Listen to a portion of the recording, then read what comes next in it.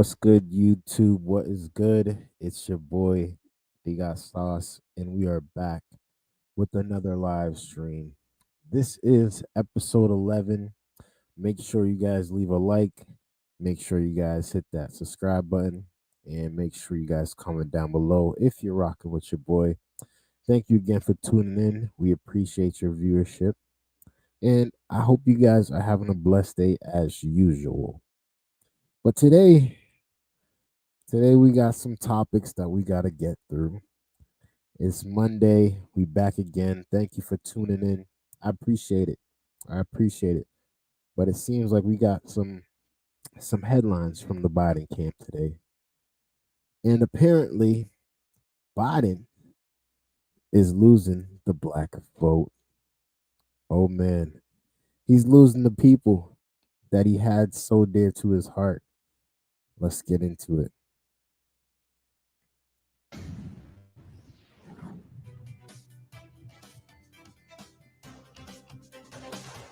New Hampshire. That's exactly where I am. That's just like right outside. Doesn't it look majestic? The state is so incredibly beautiful. I would wave, but you still wouldn't see me because I'm inside the building. But it's gorgeous. The Bedford Inn. We love it. We love the voters here too.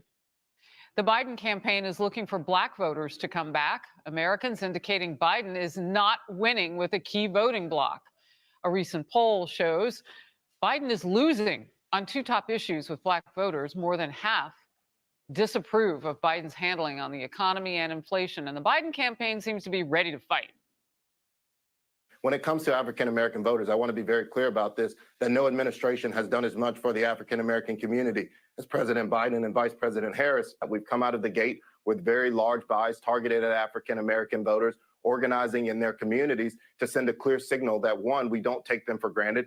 Two, we recognize that we need to earn their support in this campaign. A recent piece with this: when talking about economic concerns, black and Latino voters in recent years are usually talking about inflation, and there's good reason for this. Not everyone was affected by inflation in the same way. Inflation and inequality got worse for blacks and Latino families over the last 2 years. Charles Payne, host of Making Money on Fox Business. Before he gets into it, we gotta ask ourselves: is you voting for Biden this year? Is you voting for Biden this year? I'm black and I know who I'm voting for.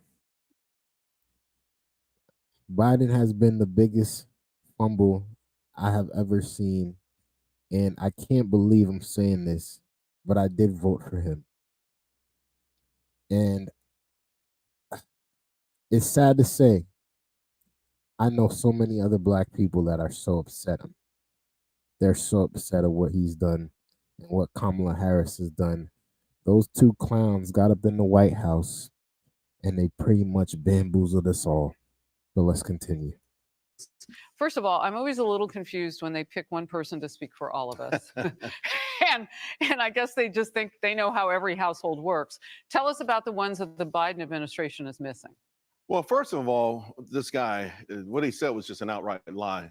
It really was an outright lie. And it's hurtful because, you know, he talked about how they're organizing. They're putting more effort to try to win the black vote than they have put in to help black people. He almost admitted it just there. We're organizing, we're going to get in there early, because a lot of black Democratic consultants always complain that they give all the white consultants money. Why? Because they take the... Where's the Cardi B's at? Where's the people that endorsed him before? I feel like he's not even going that route anymore because he already done know he messed up.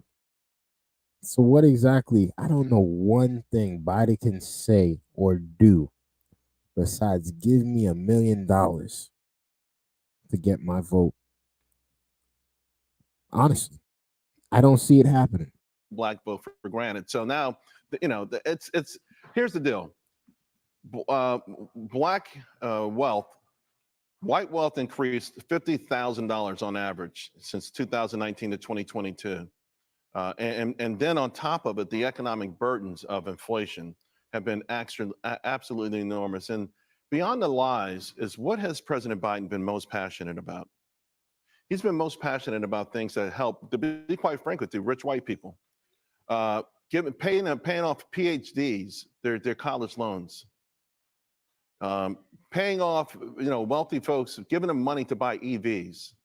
He's taken the earned income tax credit that was designed for poor households to get a babysitter so people can enter the workplace, and he's given it to couples making $300,000 a year. His passion has been on the wealthiest people in this country. What did he do last year that was really, to me, despicable?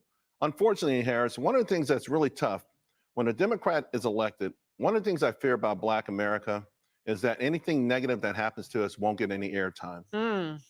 No one will talk about it. So last year, President Biden allowed an emergency food stamp program to expire. Didn't put up a fight at all.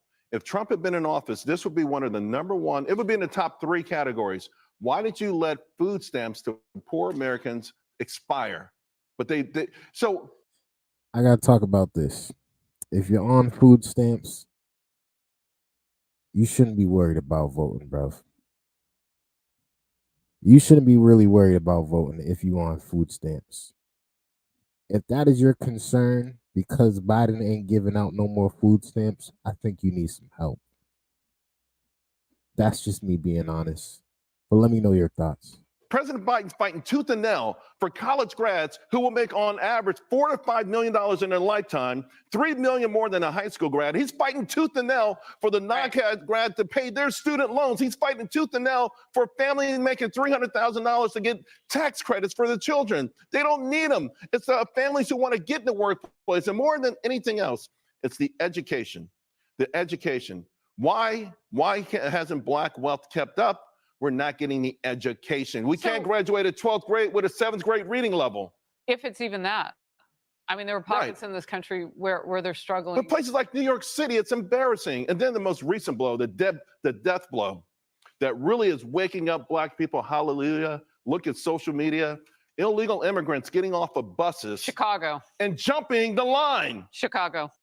Holy, you just had to bring it up, brother. You just had to bring it up. Did you just say migrants are skipping the line? You telling me that Black people been here for a while, for years, paying taxes, and they can't even get food for free? Oh yeah, they gonna be pissed. Oh yeah, they was waiting on that. They was waiting on that, Biden. Good job. The Black president. They're kicking Black kids out of school to make room for the illegal immigrants. Imagine when Obama, along with Biden, go back for the DNC convention in Chicago, and the same people who've been holding news conferences, Black families, begin to speak again. Now, look, there are some brighter spots that are happening in the economy right now. We know that eventually the interest rates are going to come down. The problem is it may not be precipitous enough to happen before November, so people may not feel it. If interest rates come down because the economy is lurching into a recession, that's the ultimate 1-2 punch. Is that what's going to happen? First of all, well, we'll see, because that's all in the Federal Reserve's hands right now. But prices that have gone up, they don't come down. That's one of the things that the media says when they say inflation is down. It's not down. The rate of growth has slowed. So if I pay $1 for something, then I'm paying $1.50, and then the next month it's $1.55. It is slow, but it's still $1.55, and I can't afford it. But what Biden's team is trying to sell you is at least it won't be $5 with inflation cooking above 8% and 9%. Well, right? They're trying to sell that, but it won't. People of all stripes understand income inequality has never been worse. The wealthy in this country have made so much more money under President Biden than they could have ever made under any president ever. So we're a capitalist country, and this is not about, pushing against the people who have dreamed their dreams and they're now getting wealthier. What you're saying is it's like a gift because he's in office. That's what I understand. Right. Now, I got to let you go really quickly. I want to say this. Part of the reason why Bidenomics didn't catch on was for the bad things that were happening in the economy. They just stopped talking about the economy. Now that they want to start talking about it again in an election year, it's difficult to catch up because the news was so bad for so long, and it had the name Bidenomics. Real quick, last thought. Well, what they'll do is, like, for instance, last week we had the consumer sentiment, and it made a nice bounce, but it's bouncing off. Imagine something falling from 10 to 5 and bouncing back to 6. Oh, look at the direction it's moving in. It's bouncing off of an extreme low, but it is still extremely low, just like prices are still extremely high. They are. And Bidenomics And the packages are smaller for more stuff. And Bidenomics doesn't work for most people. Yeah. But we can't. But thank you. I appreciate it. I'm glad you gave me the opportunity to at least tell some of this. Well, truth. You were fired up from the time they could barely get your mic on. I love it. Come see me any. Well, man, I got to be honest here. It is very, very crazy how Black people are not trying to vote for Biden anymore. And I can't say it's the majority, because I still know some Black people that are like, I'm going Democrat no matter what they do, no matter what they say, no matter how bad they manage this country. They're going Democrat. And there's some Democrats that would deserve good votes from us good Black people. But unfortunately, the nonsense that we see now in our leadership, I can't see why you would vote for them. I can't see why. Unless he brought you in here, unless he paid for your student loans, unless he gave you some free money, I can't see it. I can't see why. I don't know what he did. I don't know what they did. But thank you guys for tuning in. I appreciate y'all. We're going to get into this next topic. Apparently, there has been some type of drama in this Trump situation, but this has to do with a prosecutor and the DA. Her name is apparently Fani Willis, and she's been urged to resign because apparently they've been sleeping together. Let's tune in. Well, calls are growing for Fulton County, Georgia District Attorney Fani Willis to step down from the election interference case against former President Trump. I mean, can she do the job with all that's going on? That's the question. She herself is snarled in a messy love triangle, allegedly, and faces calls to resign for paying her alleged lover, Nathan Wade, big money, $650,000, despite him having no experience. She put him on the Trump case, arguably the biggest case of her career, and paid him, and now stuff's happening. Here's Trump's attorney. Can you imagine your first day on the job? You barely got any experience, and your boss is like, yeah, you don't have any experience, but I'm going to give you the hardest job we ever had, and I'm going to pay you the most money you ever seen. And not only that, I'm going to pay you the best out of everybody. That sounds a little fishy to me, can't lie. I think there's a general concern in this country right now, and this sheds light on that, Martha, in that we're appointing these individuals to positions of power where they have access to taxpayer money, and they're selecting cases to become more famous, not do the right thing. And then we see this slew of corruption that eventually comes down, including this story. Florida Congressman Byron Donalds with this: the Lord did not cause you to stumble into $600,000 in taxpayer money because you're sleeping with the lead prosecutor. There's prosecutorial misconduct.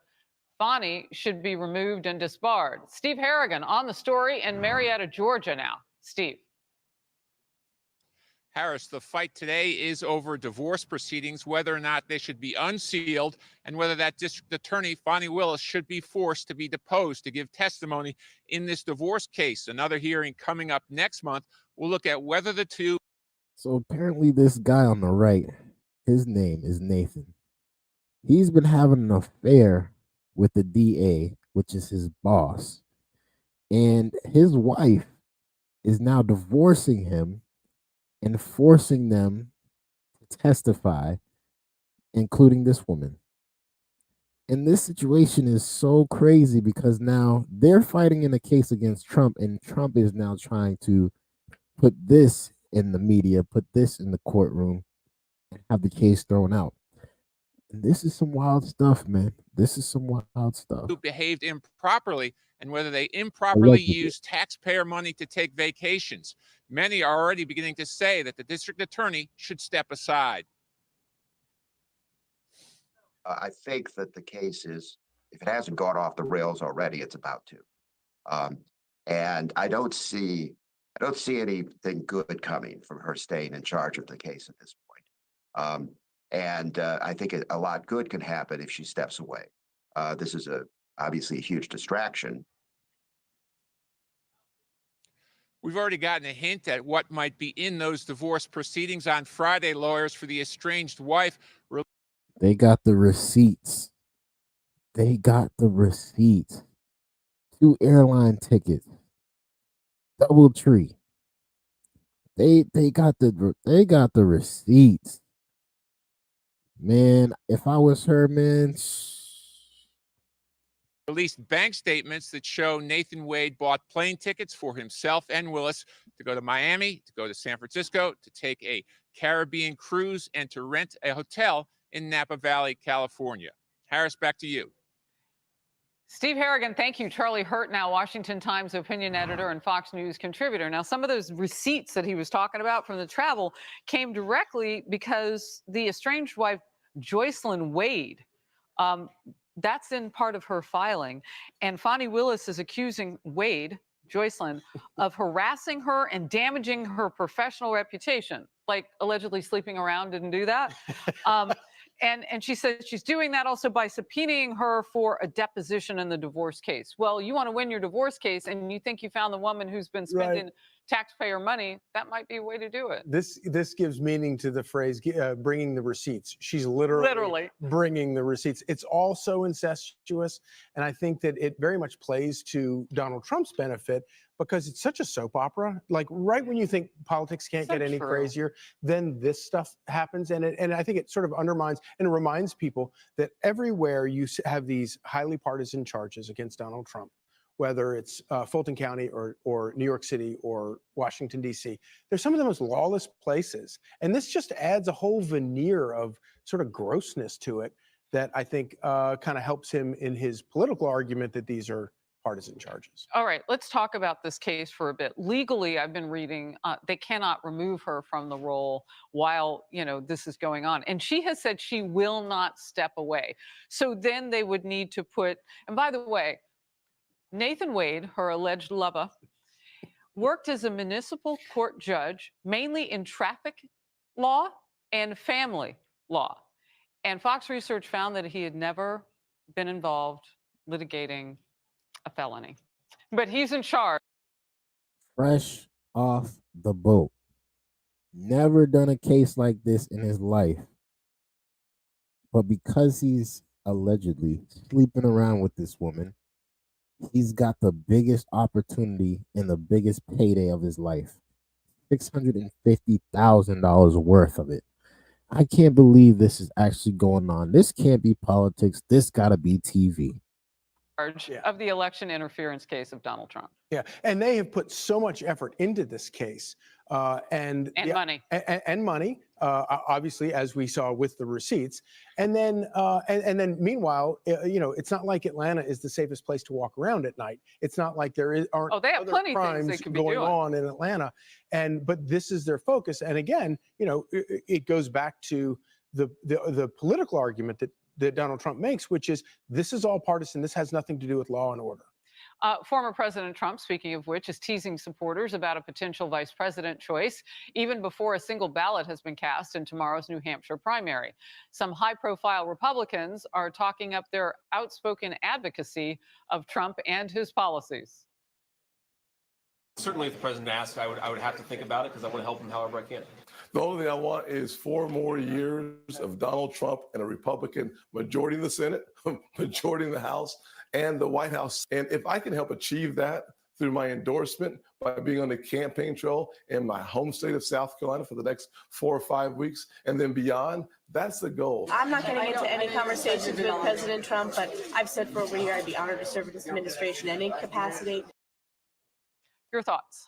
So obviously, you've got people like Elise Stefanik and Tim Scott who are getting a jump on the sort of Veep stakes they're doing their best to sort of audition for the Do job. you see either one of them based on what you know about Donald Trump? Well, of course, His anybody policies? who says anything about whether they think they know something doesn't know what they're talking about, because I don't think even Donald Trump, he sort of hints that he has somebody in mind, but I think that is a sort of he's very good at keeping people interested and keeping people.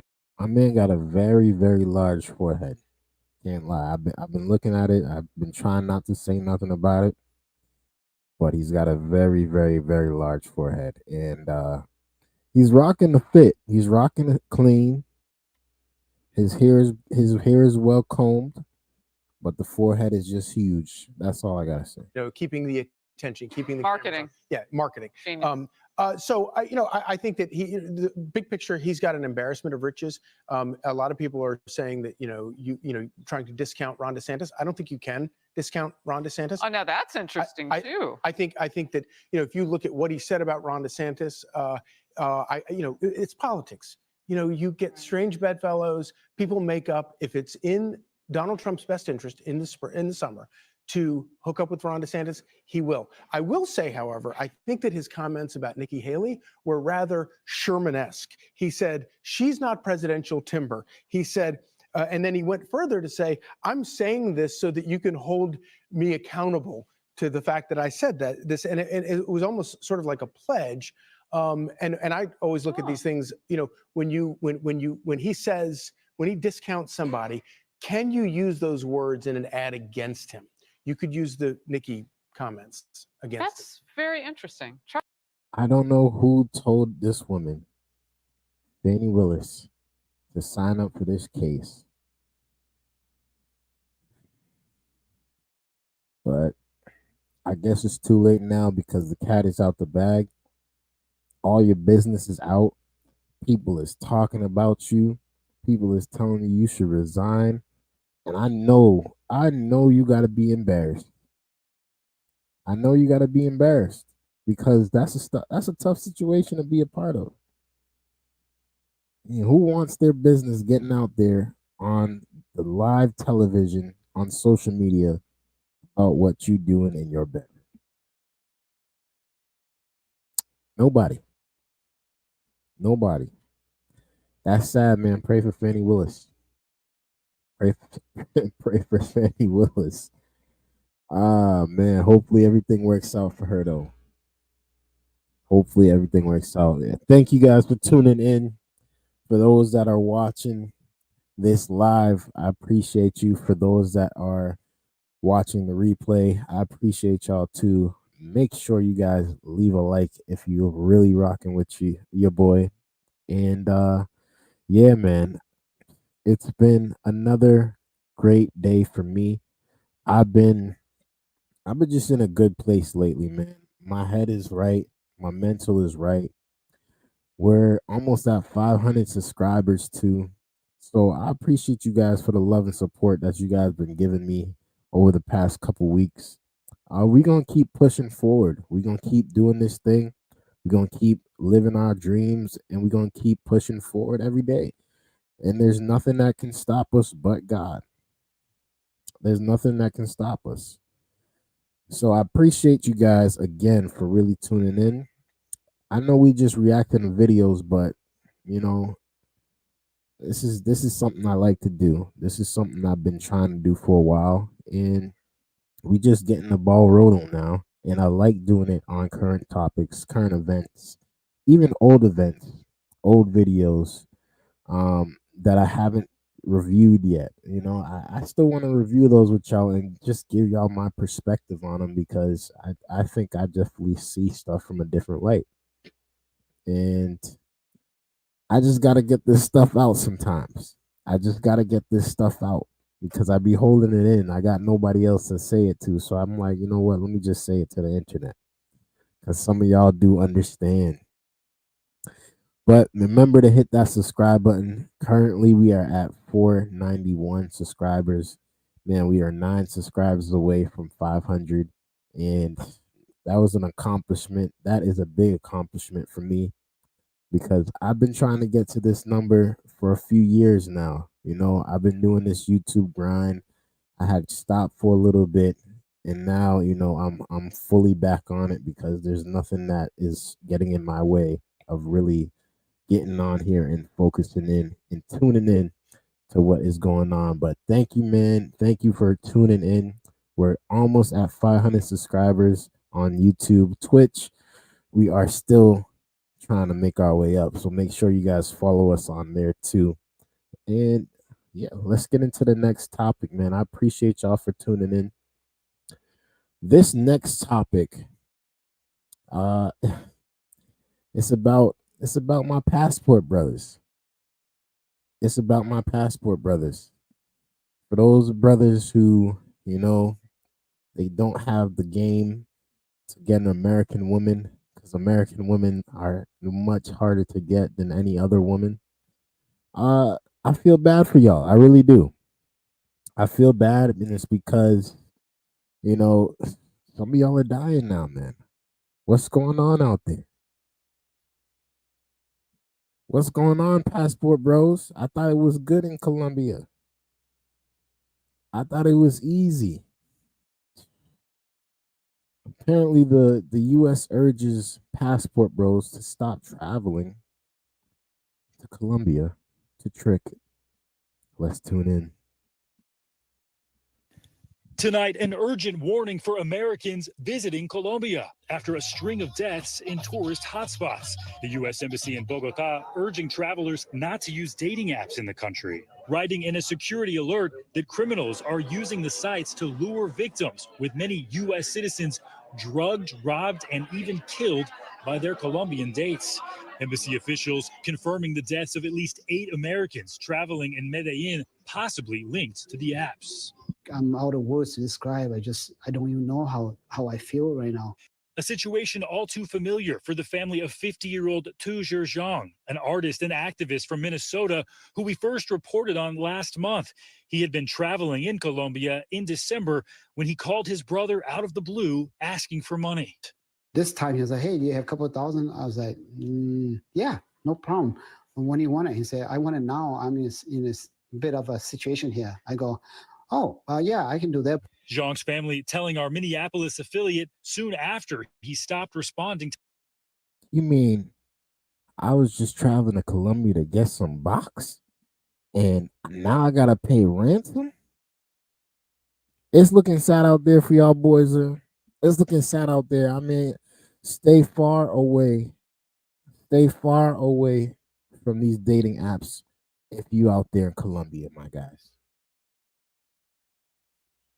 We don't need to end up like another guy. We don't need to end up like him. He was just trying to have a good time. We all know what he was trying to do. He was swiping left. He was swiping right on Tinder, heavy until he got a bite. And then the first one that bit, he said, "I'm gonna go get that lick." Little did he know, boy was getting set up the whole time, man. Pray for them. Pray for them. To their messages, he was found dead. A local prosecutor saying Zhang was kidnapped during a date and killed when he could not make the ransom payment, and that his body was found covered in stab wounds. I was confused. To be honest with you, I don't know why, what the motive is. Zhang had visited Colombia in the past, posting photos and videos to social media as recently as October with an unidentified woman. I'm with my girl. She's the one who set him up, y'all? Or was it somebody else? Was it her? Was it the redhead woman with the chopsticks? Man, this is sad, man. Like, this is sad. I know you can go down there and really pay for what you want, but now the cartel is literally waiting for U.S. citizens and passport bros to come through. And they setting y'all up. They taking y'all money, and once they take y'all money, they still killing you. Y'all be safe on these streets. My girl. The embassy's alert indicated officials do not believe all 8 of the deaths are linked and said they've seen an increase in reports of incidents involving the use of online dating applications to lure victims, typically foreigners, for robbery by force or using sedatives to drug and rob individuals. Often the reports coming from major Colombian cities like Medellin, Cartagena, and Bogota. Murders of foreign visitors went up by 29% in the latter part of 2023 compared to the previous year, according to the embassy, and most of the victims were U.S. citizens. It's a popular destination for Americans who are big contributors to Colombia's tourism industry, making up nearly 30% of foreign travelers in the first half of last year. But behind that beauty, tragedy, and unanswered questions for families like Zhang's, a case where no arrests have been announced, according to that local prosecutor. Loved ones are left to mourn from thousands of miles away. And he'll draw everybody in. That's the type of people he is. Okay. With that, Stephen Romo joins us. Stephen, so Man, I feel bad because I literally had an old coworker that used to go down there faithfully. It was to the point to where Heads was like, "Yo, you got a kid down there, bro? You got a kid down there? You can't be going back down there that often. It can't be that crazy down there." So we was really asking him, like, do you have a kid? Do you have a family? If you got a family down there, then we understand. But if you don't got a family, why you keep going back to Colombia? I might have to hit him up and tell him, yo, this gotta stop. I'm gonna hit him up. So what kind of advice is the U.S. Embassy giving travelers? Because a lot of people travel to Colombia. Yeah, a lot of people do, that's for sure. The advice actually applies to pretty much anywhere that you're dating. When you find some people online, a lot of it is if you meet a stranger, go to a public place. We hear that time and time again. Also, tell friends and family your plans, where you're going, details about the person, and even what app you used. This one, though, is more crime-oriented. They say don't resist physically if you are being robbed. They say people who do that, they are more likely to. Now they are giving y'all Passport Bros tips on how to stay safe. How to stay safe in Colombia 101. Meet strangers in public. Rule number 2, keep loved ones updated. Number 3, don't resist physical harm. Rule number 4, trust your gut. Man, they knew what they was doing when they went down there. They know exactly what they was doing when they went down there. Trust your gut.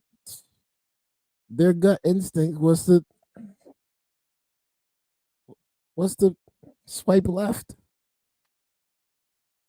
To be killed.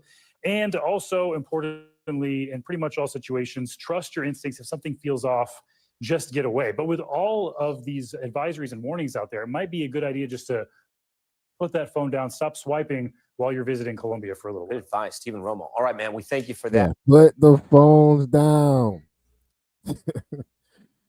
Put the phones down. Stop swiping and put your phones down, man. This is nuts. This is nuts. Oh, God. Thank you guys for tuning in. I appreciate you. Make sure you guys leave a like if you guys like what you're seeing, man. And make sure you guys hit that subscribe button for your boy if you're really rocking with me. I thank you. It's looking really crazy out there for the Passport Bros. It's looking really crazy out there for the Passport Bros. That's tough. That's tough. I definitely know I'm not going to be going to no Colombia looking to pay for box. I'm not doing that for sure. I'm not getting set up. Not me. Not me. We gonna switch it up a little bit, y'all. We gonna switch it up and go into something that I love actually talking about in real life, in person, and with actual people that know what they are saying. We're gonna be talking about the money. We're gonna be talking about money. We're gonna be talking about how to pay lesser in taxes. This is a gem. This one's right here. This is a gem to the people. So let's tune in.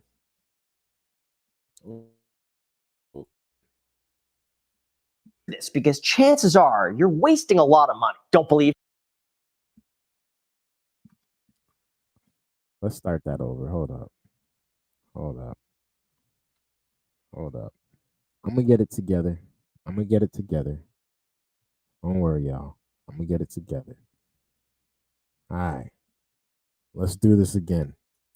What's up, guys? It's Graham here. And if you pay any amount of tax whatsoever, you need to hear this because chances are you're wasting a lot of money. Don't believe me? Well, just consider that here in the United States, the average single worker paid 30.5% of their income to taxes, meaning 1/3 of your entire working year is spent just earning enough to pay the IRS. And that's unacceptable. The fact is, most people have perfectly legal ways to reduce their tax bill by a lot that almost no one talks about, and the IRS isn't out there telling you about these things because if they did, let's face it, they would make a lot less money. That's why we need to discuss exactly how the tax system works, the best ways to save a lot of money in your taxes legally, and break down the most underutilized tax strategies that anyone would be able to use immediately, whether you make $10,000 or $10 million, as soon as you hit the like button and subscribe if you haven't done that already, because it helps the channel tremendously. And as a thank you for doing that, I will do my best to respond to as many of your comments as possible. Oh, and also just keep in mind, this is not financial or tax advice. I am just a random guy on YouTube. Do not rely on me. Go and consult a professional.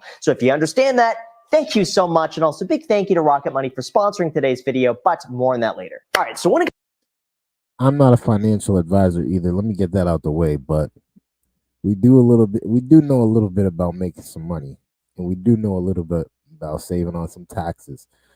This is Graham Stephan, by the way. If you guys are not familiar with him, I should tell you this right now. Go subscribe to his channel. This guy is killing it in the financial industry on YouTube, real estate, and just business in general. You guys have to tap into him.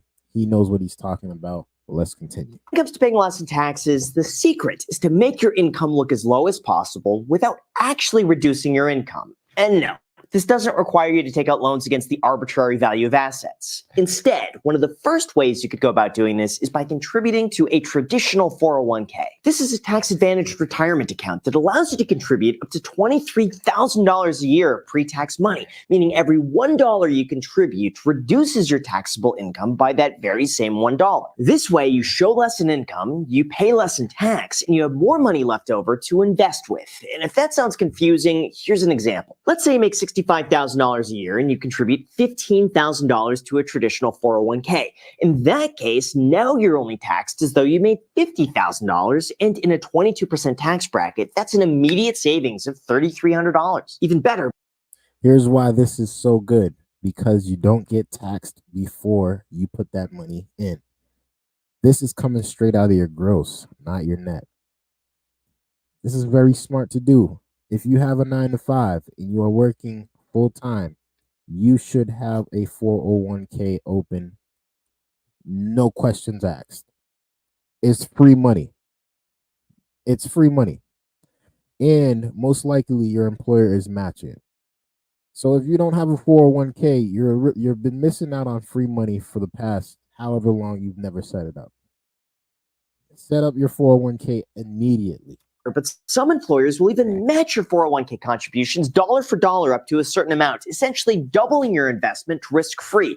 But there is a bit of a catch. The downside is that you'll eventually have to pay taxes when you take money out of the account in retirement, which is typically going to be at the age of 59 and a half. And at that point, the tax bracket could be a lot higher in the future than it is today. So from my perspective, it really only makes sense in two scenarios. The first is when your employer offers a 401k match, which if that's the case, you should almost always take it no matter what because you're doubling your investment risk-free. There's no reason not to do this. And second, a 401k also makes a lot of sense if you're currently in a high tax bracket and you expect to retire in the future in a lower tax bracket. Now you can also, if your company is really good, you can also do a Roth 401k, which is another type of 401k where it's tax-free. It's already taxed by the time you put it in there. That money is taxed. So you don't have to worry about taking out taxes. You don't have to worry about paying taxes on this specific one because as you've been putting money into it, it's already been taxed. So that if you say pretty much if you started a 401k regular and a Roth 401k and you put in 10,000 into each, that Roth one is going to be tax free 10,000. The regular 401k, you're still going to have to pay taxes on it. But let's continue. Then you could just profit the difference. Although for most people out there, a 401k is a fantastic resource to lower your tax bill. And that also leads me to something slightly better, and that would be what's known as a health savings account, or HSA. This account is specifically used to pay for any out-of-pocket medical expenses or charges that you incur throughout your lifetime. Even better, but you're able to invest this money to grow your tax savings even further. And here's why I would consider this to be one of the best tax-advantaged accounts to ever exist. First, you don't pay tax on any money that you contribute to this account, which in 2024 is $4,150 a year. Second, you're not going to be taxed on that money when you spend it on health-related expenses, which we're all going to have at some point in our lifetimes. So that's also completely tax-free. It's basically like you're getting completely tax-free money to invest that you will never have to pay taxes on when you spend it on eligible expenses. And in a 22% tax bracket, that's a net savings of $1,000 immediately from maybe 10 minutes worth. And I got to say this too. There is one negative side to having an HSA. You can only use it for health purposes only. So, and I believe it maxes out every year also. So if you don't spend your money, you cannot put any more money in it. You can't spend it on gas. You can't spend it on food. It has to be for health purposes, prescriptions, surgeries, doctor visits, co-payments. It has to be for that only. And that's the only thing you can use it for. Now, the good thing about it is, again, it's tax-free. But the bad thing about it is it's only for health. It's only for health. Let's continue. For the work. However, just keep in mind that in order to qualify, you must have what's called a high deductible health plan, which means in 2024, you have a deductible of at least $1,600 for individuals and $3,200 for families, along with some other fine print to follow depending on your state. But assuming you fit the criteria, this is one of the best ways to save money in your taxes, hands down, for the least amount of work. The third, one of the largest US tax breaks in existence that anyone could use today is by taking advantage of what's called the long-term capital gains tax rate. Just consider this. If you buy an investment and you sell it for a profit within 12 months, that profit is considered earned income and taxed at your ordinary income level, which could be as high as 37% plus state income taxes. However, if you hold that investment for longer than a year and then you sell it for a profit, it's taxed at the long-term capital gains rate, which, as you can see here, is significantly lower. In fact, the federal long-term capital gains tax is only 15% if you make between $47,000 to $518,000 a year. That could lead to a massive savings for anybody who makes more than 50 grand. Even better, if you make less than $94,000 a year as a married couple filing jointly, you'll owe nothing in long-term capital gains, meaning your profit is completely tax-free. As in, theoretically, you could make $94,000 a year and pay the IRS $0. On top of that, qualified dividends also get the very same long-term capital gains tax treatment on stocks that you hold for more than 60 days on approved US-based and foreign companies. So consider that the next time you're about to bet on short-term call options because you saw it on Wall Street Bets. Anyway, I'm getting sidetracked here. This is why they say don't sell your stocks. This is exactly why, because you get taxed more if you sell quick. The longer you hold it, the less money you have to pay in taxes. This is why I personally love the strategy of buying and holding long-term broad-based index funds. Not only does this tend to be safer and yield higher returns, but it's also way better when it comes to your taxes. And the more money that's saved, the more money you could use towards our next option, which happens to be my personal favorite out of the entire list. Although before we go into that, while we're on the topic of saving money, I just want to vent for a second. I recently signed up for an online free trial, and when it came time to cancel, they made it extremely difficult. Personally, my favorite feature is I'm skipping the ad. Subscriptions, which I wasn't even aware of. Habits automatically monitor your spending by category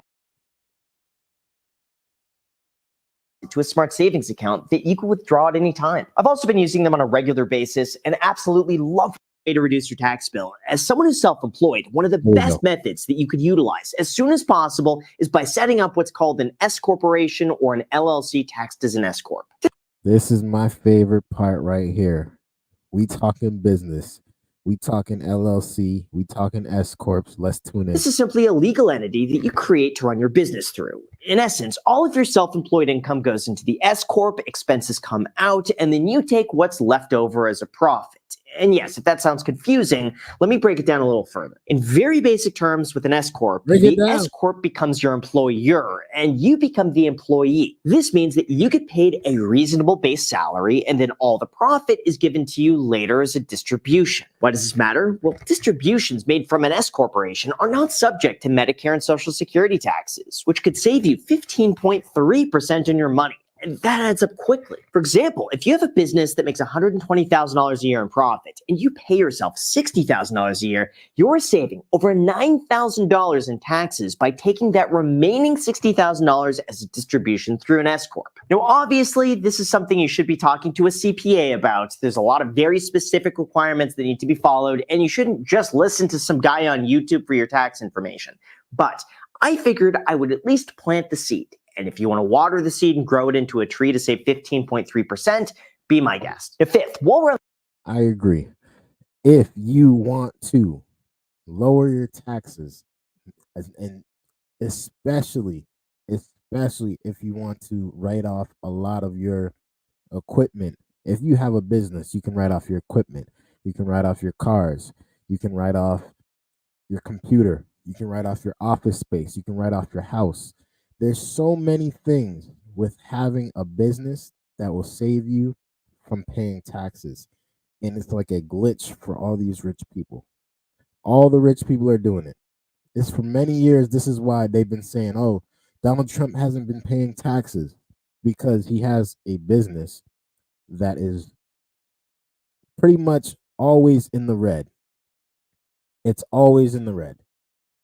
He's not making money, although his business is really making money.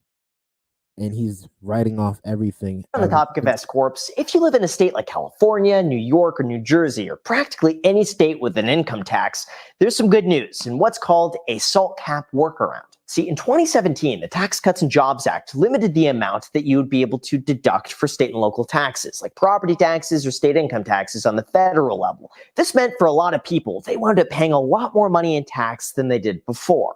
However, that wasn't until recently. Some states have issued guidance on what they call a SALT cap workaround that allows you to deduct your state income taxes in their entirety, saving you a ton of money. And here's a very simplistic view of how it works. Instead of the S corp owner paying themselves the full distribution and then the owner being required to personally pay the state income tax, the S corp will pay its portion of the state taxes as a deduction, since that's not limited by the $10,000 cap, and then that credit will transfer to you on the individual level, essentially allowing you to use it as a tax write-off. Don't believe me? Well, so far 30 states have already approved the strategy, and the IRS even issued their guidance on how to proceed with it. Of course, you should check with a professional. It's not going to work in every situation, and don't rely on some guy on YouTube or anybody on YouTube for advice like this. Go and consult a professional. But it is something that you might be able to discuss with the CPA to see if it's possible. Next, 6, for all of the homeowners, there are substantial tax breaks you might not be aware of. So here's a pretty extensive list.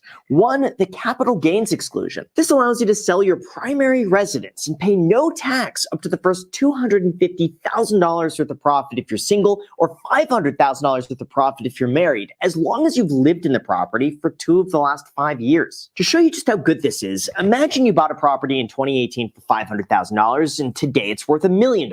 Ordinarily, if you were to make $500,000 as a long-term capital gains, you would have to pay 20% or $100,000 in taxes. But with this, you pay nothing. Now, the downside is that this doesn't apply to state taxes, but still, a 20% tax savings is something to absolutely keep in mind. Second, we have the 1031 exchange. If you own a rental property, one of the benefits is that you're able to indefinitely defer paying taxes when you sell, as long as you exchange that property for another one within a certain time period. For example, if you sell your house and you buy a house right after or exactly at the same time, you don't have to pay taxes. And I've heard this before. I've heard this before, and I've heard real estate is really lucrative when it comes to holding your money and growing your money without you having to actually like put it to work. It's really smart what he's saying, and I hope you're taking notes because I am. Example, let's just say you bought a rental property for $100,000 and today it's worth $300,000. Normally in that case, if you were to sell, you'd have to pay taxes on $200,000 worth of profit. But instead, if you did a 1031 exchange, you would be able to sell that property for $300,000, move that into an even bigger deal, and all of a sudden, you've just traded up without paying any tax up front. And no, you can't do this on a primary residence, but if it's a rental property, this is absolutely something to look into. The third, depreciation. This is often how people can make thousands or even tens of thousands of dollars a month in profit, but on paper, they're showing a loss and owe absolutely nothing. And here's a really simple breakdown. According to the IRS, your property structure has a lifespan of 27 and a half years. Their reasoning is that the property over time tends to deteriorate, things need replacing, and this needs to be factored into the cost of ownership. So this is where depreciation comes in. If you have a structure that's worth $275,000, you would take that, divide it by 27 and a half years, and all of a sudden, now you have $10,000 a year in depreciation that you could write off against any profits. Now, separately, if you want to get really fancy with this, there's also a term called cost segregation analysis that allows you to depreciate all of these items upfront in a much quicker time frame. And then when you have nothing left to depreciate, you can 1031 into a new deal and start the process over again, potentially deferring millions of dollars in taxes. However, full disclosure here, it's very complicated. You have to leave it up to the professionals. And fourth, if you don't want to sell, but you still want to have access to your money, then you also have a refinance. Now, unfortunately, obviously, you don't want a depreciating asset. That is something maybe he didn't say, but at the end of the day, you don't want a depreciating asset in your finances, in your portfolio, because you're going to be losing money. You want to try to flip that. You want to try to get out of it as soon as possible, and maybe try to recover from that. But don't hold it for too long because honestly, it'll bring you down. Fortunately, this one doesn't make too much sense with mortgage rates as high as they are. But when and if interest rates eventually come back down, it is a strategy that's worth discussing. And it's just this. In the eyes of the IRS, any loans you take out against assets aren't technically income because you didn't technically sell. And as a result, you don't owe any tax. As an example, let's say you have a property that you bought for $100,000 and today it's worth $200,000. If you were to sell, you'd have to pay tax on that $100,000 worth of profit, which could be 15 or 20%. In that case, you could avoid taxes entirely by taking a refinance, borrowing against the equity you already have in the house, and because you didn't sell, you owe absolutely nothing to the IRS. And finally, fifth, we have a very nuanced, very specific tax break that not a lot of people know about, and that would be the real estate professional status. See, typically, if you have a W-2 income, you're very limited in terms of your write-offs. For the most part, your income is your income, and there's not much you can do about it. However, if you or your spouse qualifies as a real estate professional, that is where some of the magic happens. In this case, you would be able to use all of your real estate paper losses to offset your W-2 income, and all of a sudden, you owe absolutely nothing to the IRS. As an example, let's just say you make $100,000 as a W-2 employee, your spouse qualifies as a real estate professional, and you have $100,000 in real estate losses through cost segregation. This would imply that the paper losses through real estate cancel out all the income as a W-2 employee, and all of a sudden, $0 in tax. Now, obviously, being a real estate professional is something that you'd actually have to back up to the IRS in the event of an audit, and this includes spending more time doing real estate activities than all other business activities combined, and spending at least 750 hours a year in real estate. But if you qualify, that's like owning a business. You can literally write off your tax, write off all your business expenses, and if you're not profitable, you pretty much don't have to owe taxes. I'm not a professional CA or accountant, so please do not take my advice. Go follow up with your accountant, but from my experience, this is the case. If you have a business, you can write off a lot of your expenses, even if your business is not profitable. And a lot of people take advantage of that. I love talking about money. I love talking about that subject. This is the stuff that, makes me go. It makes me happy. It makes me smile because, you know, this is what it's about. We are all about making money. We're all about making good decisions, being great people, and just killing it every day because nobody's gonna teach you this stuff. You got to go out and find it. You got to go out and find someone that knows what they're doing, and you got to execute. You got to execute. Thank you guys for tuning in, man. We got one more video before we get out of here, and this one is about the Supreme Court. The Supreme Court is helping Biden with migrants. Oh Lord. They're telling the migrants, they're telling the police and the Border Patrol to remove all of the barbed wire fences. Remove all the barbed wire fences. They don't want to see them anymore. Just have it open. Have it open, let them walk in, and we'll take it from there. Let's continue, man. The Supreme Court is now allowing Border Patrol agents to remove razor wire installed by Texas along the U.S.-Mexico border.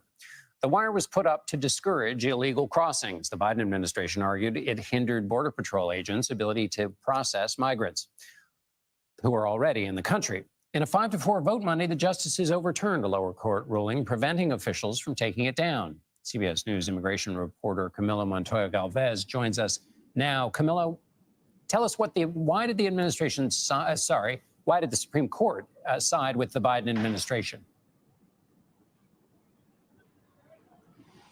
Good evening, John. From the Texas border town of Eagle Pass. This is at the center of this legal fight between the Biden administration and Texas Governor Greg Abbott. This is one of the sections, John, of the U.S.-Mexico border where Texas National Guard soldiers, some of whom you can see behind me, have been setting up and assembling razor wire to repel migrants from swimming across the Rio Grande and entering the U.S. illegally. By suspending this lower court ruling, the Supreme Court is saying that the Biden administration can now remove that razor wire that Texas has put in place to process. So migrants are really out here swimming over here. They're crossing this border right here. And they're swimming, trying to make it to this side of the U.S. The amount of barbed wire that they got to get through just to get over here is wild. And can you imagine kids, babies, young children, and parents are risking their lives, getting cut up, sliced up, diced up, looking like nicely chopped tomatoes, just to get over here, just to get over these lines right here. But let's continue. Lower court ruling, the Supreme Court is saying that the Biden administration can now remove that razor wire that Texas has put in place to process migrants on U.S. soil. This was a brief order that did not include a legal justification, John, but we do know that the administration had said and argued to the High Court that this razor wire was obstructing and impeding Border Patrol operations, including efforts to process migrants who are already on American soil and to respond to medical emergencies. It's important to note, John, that once migrants get into the middle of the Rio Grande, they're technically on U.S. soil, and Border Patrol has no option but to process them and determine what those migrants should end up happening to those migrants, I should say, whether they should be deported, released into the country, or detained for the adjudication of their cases. Texas, for its part, John, has said that this effort is designed to deter illegal border crossings.